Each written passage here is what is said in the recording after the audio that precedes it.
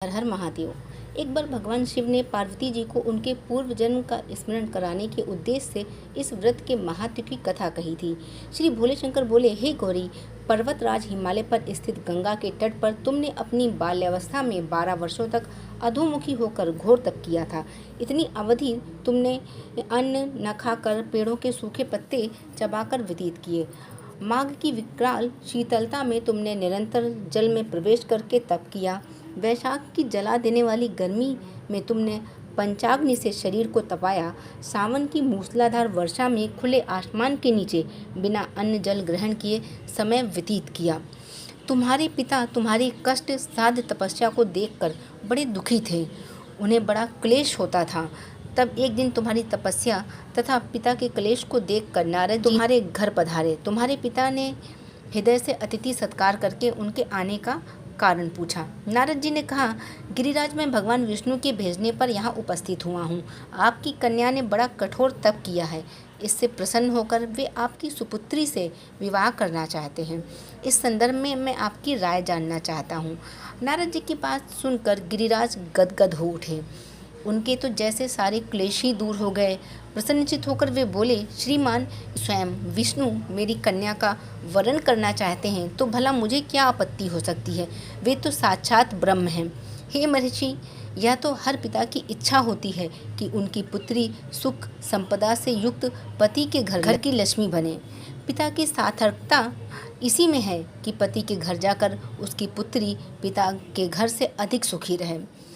तुम्हारे पिता की स्वीकृति पाकर नारद जी विष्णु के पास गए और उनसे तुम्हारे ब्याह का निश्चित होने का समाचार सुनाया। मगर इस विवाह के संबंध की बात जब तुम्हारे कान में पड़ी तो तुम्हारे दुख का ठिकाना न रहा।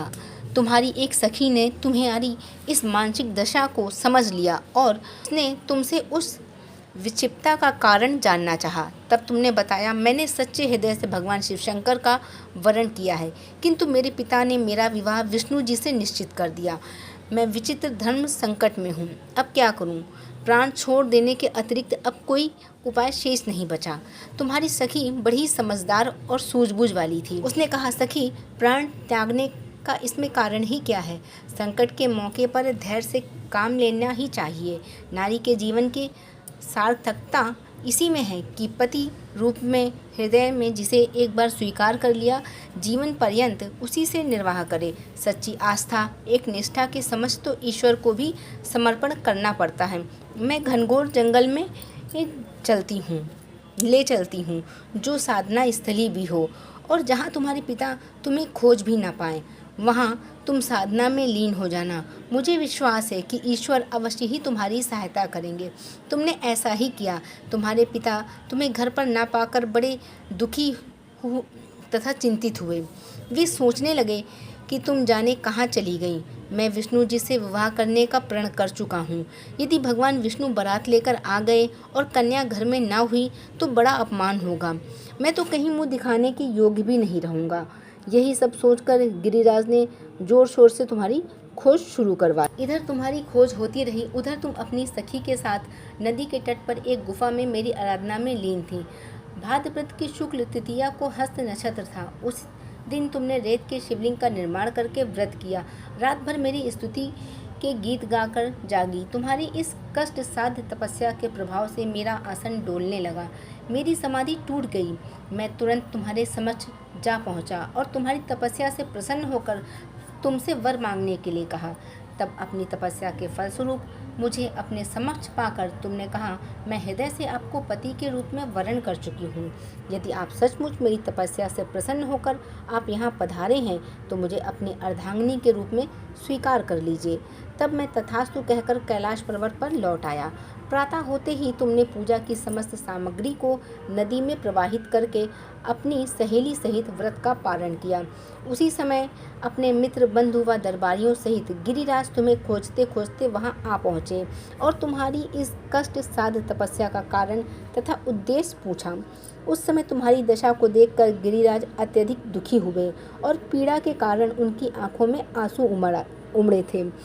तुमने उनके आंसू पोंछते हुए विनम्र स्वर में कहा, पिताजी, मैंने अपने जीवन का अधिकांश समय कठोर तपस्या में बिताया है।